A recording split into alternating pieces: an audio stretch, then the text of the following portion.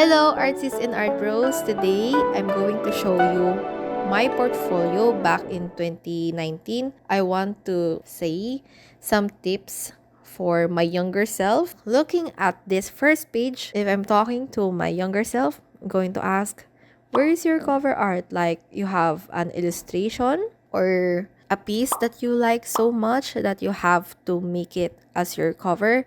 It like encapsulates your entirety as an artist. And of course, you have to put your name and your email or contact number so that the ones that you have applied for can contact you. In second page is it should have a clean background. So you can also put like a title or description of your art project. It's the twice of the same picture. So what you have to do is just put a single picture and don't add the background of the wall. You have to make sections of an art. So for example, in my portfolio right now is that I have ads, theses, or passion projects, and everything else is just sectored so that your client or the workplace that you want to work in should see what are your strengths, your weaknesses, and just your experiences overall. Just a defense, this was a commission from my friend whom I had a crush on, so don't put your act of admiration. So now next to the third page, this is such a nice spread because it also shows how there's another side of you as a passion or like whatever your hobbies and interests are as a person. So I think I'm getting the message. However, with the position that you are aiming for, is that you have to think of, is this skill necessary for this work or for this position?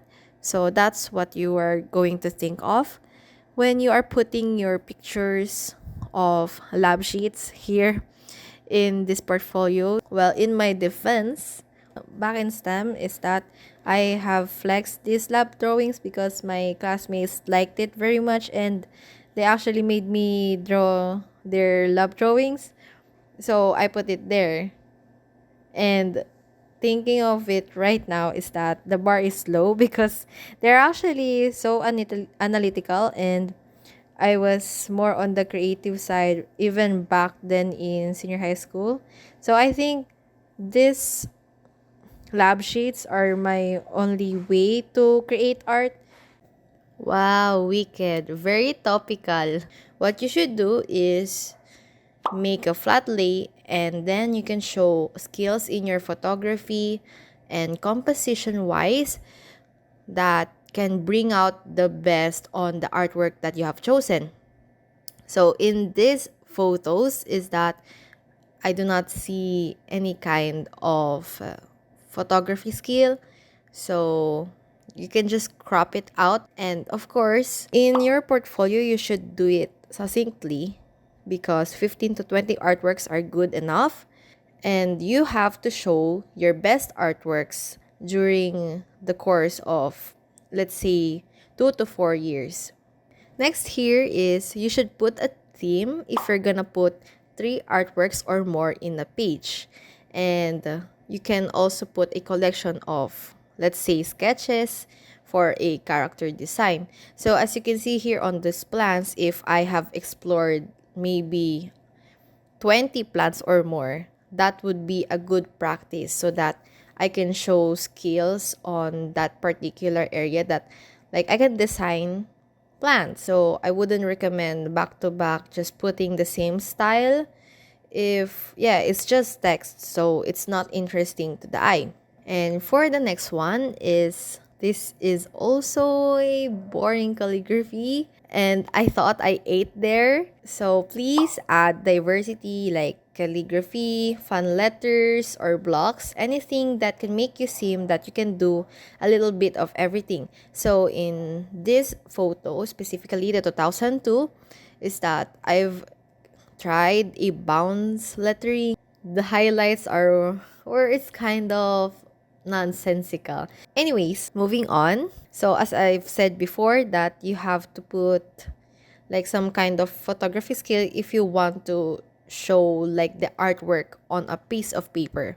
And for this next one, this is kind of weird because yeah, do not do two angles at the same artwork. It's not good. I mean, unless it's 3D, you can put like 2 to 5 angles, but like a flat surface, yeah, no, because I just wanted to show off the metallic juiciness part. But yeah, maybe put a link or a QR code of the video that, just explores the piece in a 3D scale. So it could be more interesting and engaging to those who will see the portfolio because they can see a video. So you can also show some kind of video editing skills there, and of course photography. Next one is this. Okay. Put advice to heart but not on a portfolio because this one is kind of personal for me. So yeah, you can totally put any emotional pieces that you want in your portfolio. But I think during this period, I was like kind of down and depressed. So I put it there. But yeah, you shouldn't share like the utmost, deepest things about you in a portfolio if it is not connected to your job, or I guess if it's not connected to your skills, because yeah, this is just plain sad. Next one is this: witches be crazy.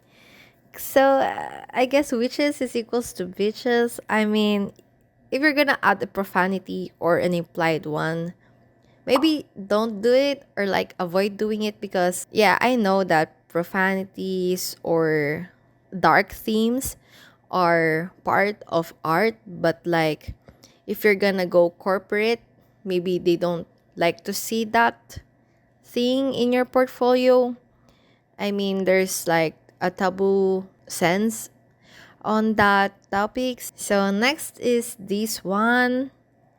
Yeah, it's all repetitive, but like I didn't push it enough to show diversity.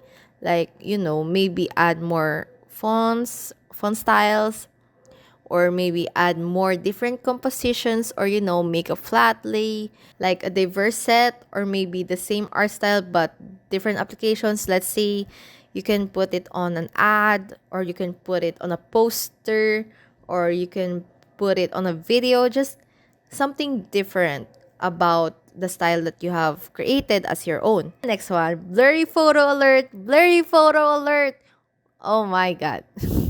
Don't put any blurry photos or of your artworks, because yeah, it's a part of seeing the art itself, so it should be visible, and the other page on the left side shouldn't be visible at all. So refrain doing that. Yeah, that's my finger.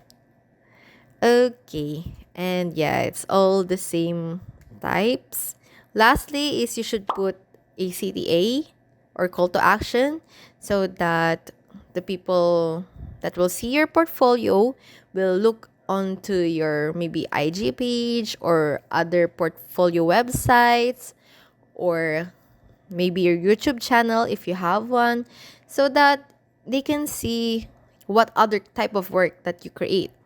And you can also like invite them to get to know you better through those other links. You can also put some interactivity. So in my current portfolio, I didn't do that because I can just create a PDF. So yeah, remember that you should put name, your contact number, and your email again on the last page. And maybe you can put a self-portrait or your face. Of course, it should be a professional look, or something that tells us about yourself. Like in your picture, you can have your dog with you, or maybe you're doing something that represents you as a person. something that sticks to your identity so that the people who will see your artwork can have some type of connection to you. Like, you're not just a designer, but you're a person. There's a person underneath those designs. So, you can put it like that.